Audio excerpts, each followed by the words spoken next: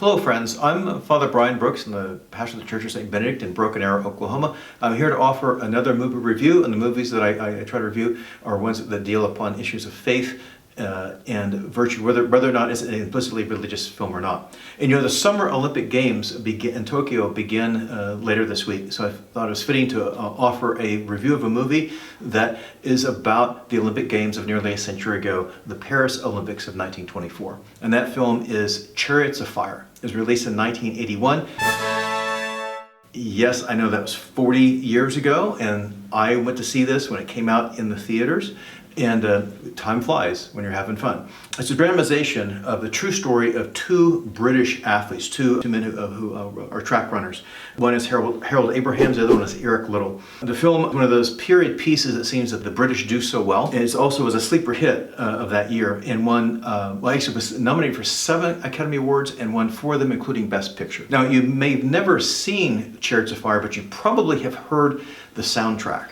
At least the title theme that used a lot of electric synthesizer music, which means something about an iconic sound for its time. As with any good sports movie, the film isn't really about, the story's not so much about the sport as it about the athletes and the people involved in the sport. Main themes such as what is one's purpose in life, the sacrifice, the dedication, discipline that has to go into fulfilling this purpose. And this includes, particularly in the case of this movie, of being true to one's well-formed conscience when one is pressured to betray it. Now, the main characters are two very different men for whom running is the means to fulfill their purpose in life. And the film's narrative, it basically portrays them in two parallel storylines that intersect first when the two men wind up competing against each other, and later in the film they'll wind up competing alongside each other in the Olympic Games. Now, Harold Abrahams is the first character, and he's played by the late Ben Cross. Abrahams is a student at Cambridge, one of the most elite universities in England,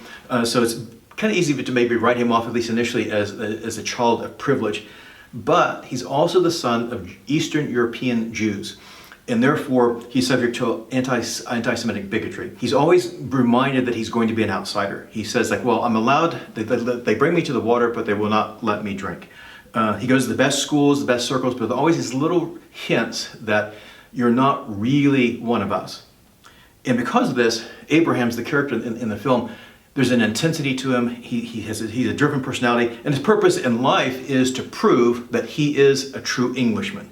Running becomes a means to that end. The other main character is Eric Liddell, who's played by the late Ian Charleson. Liddell is Scottish. He's the son of Christian missionaries, and his personality is much softer, but he's just as driven in certain ways as Abraham's when it comes to running and also about his core beliefs. And his purpose in life, he recognizes, is to evangelize people to the gospel of Jesus Christ. Running becomes a means to that end. Often you see in the film that after a track meet, Liddell is preaching a message to those who stay to hear him. And it's also clear that most of the people who are listening to his message, they're not the elites of the society. They're mostly the working class people. For Liddell, running is seen as a gift from God. He says, God made me for a purpose, but he also made me fast. And when I run, I feel his pleasure. He says to win is to honor God, not to run is to hold God in contempt. And both men approach running from different angles, and both are pressured to compromise those core beliefs and values. Particularly the case for Liddell once they go to Paris for the Olympic Games. Now in the story, the conflict arises when he is scheduled to run a qualifying heat on a Sunday, and Liddell's Christian beliefs forbid him to do so. For him, on Sunday, you go to church, you spend time with family.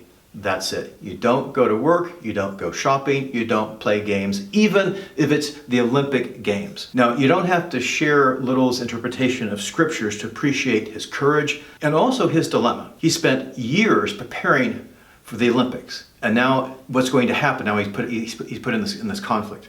Because he's pressured by some powerful people, including the future King of England, to place patriotism and national pride over his conscience and over his religious beliefs. So in a way, Chariots of Fire is similar to the film A Man for All Seasons. The question is, will you compromise that which you hold the most sacred?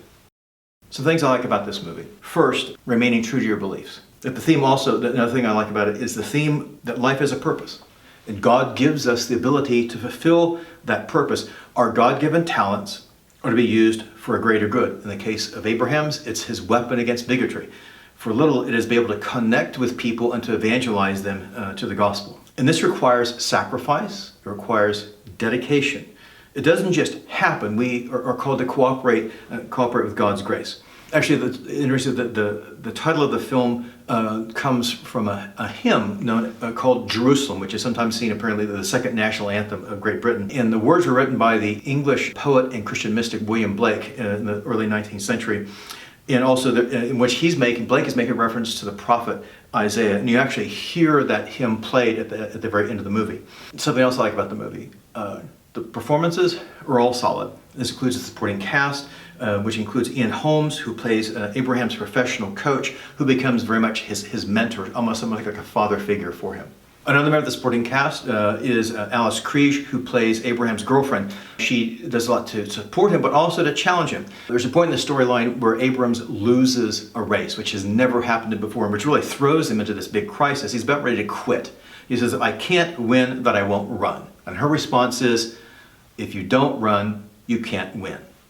A reminder that a man needs a woman often to ground him in reality, and that is what she does. She has a very role in that purpose. Also, another thing about the movie, it has a great feel of a period drama with the costumes, the sets. By the way, if you're a Downton Abbey fan, this story takes place around the same time.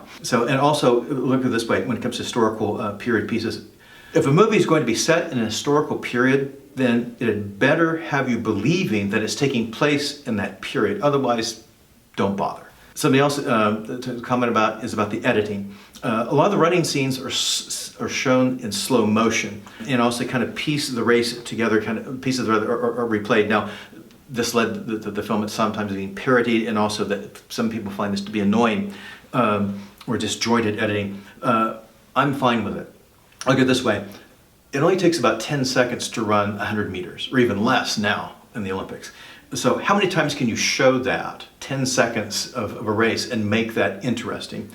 So the director and editors went with a different technique. When you're seeing the parts of the race replayed, it's as if the athletes are replaying the race in their head. And also the combination with the music, particularly the synthesized music, for me, it works. Chariots of Fire has a running time of just over 2 hours. It is rated PG. I think there's some mild issues with language. It is available on Amazon Prime, YouTube, Google Play, or if you're old school like me, on DVD. So if you can remember how to run your DVD player and get the sound and everything to work correctly. Fix some popcorn and enjoy the movie. Now, if you enjoyed this review, please give it a like or share on Facebook or YouTube. You're welcome to subscribe to our parish's YouTube channel or to join us on Facebook. So God bless you and keep you safe.